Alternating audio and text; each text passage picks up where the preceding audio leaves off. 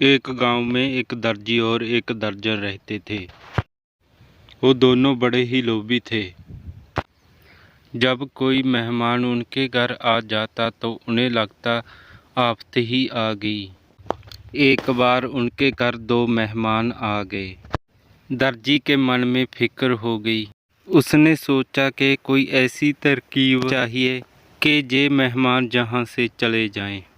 दर्जी ने दर्जन से कहा, मेरी बात सुनो, जब मैं तुम्हें गालियाँ दूँ तो जवाब में तुम भी मुझे गालियाँ देना, और जब मैं अपना गज लेकर तुम्हें मारने दौड़ूं, तुम आटे वाली मटकी लेकर घर से बाहर निकल जाना, मैं तुम्हारे पीछे दौड़ूंगा।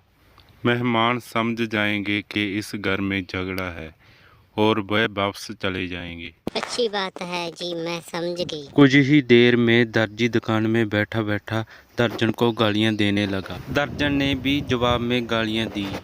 दर्जी गज लेकर दौड़ा।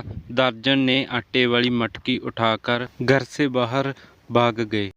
मेहमान सोचने लगे, ये दर्जी बड़ा ही लोभी है, ये हमें कुछ खिलाना नहीं चाहता, इसलिए ये सारा नाटक कर रहे हैं।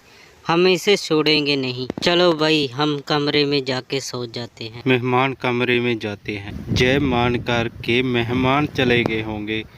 कुछ देर बाद दर्जी और दर्जन दोनों घर लौटे। मेहमानों को घर में ना देखकर दर्जी बहुत खुश हुआ। मैं कितना होशियार हूँ, गज लेकर दौड़ा।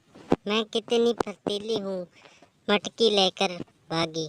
मेहमान उनकी बातें सुन रहे थे। वह भी कमरे से बोले, हम भी कितने चतुर हैं, हम कमरे में आराम से सोए।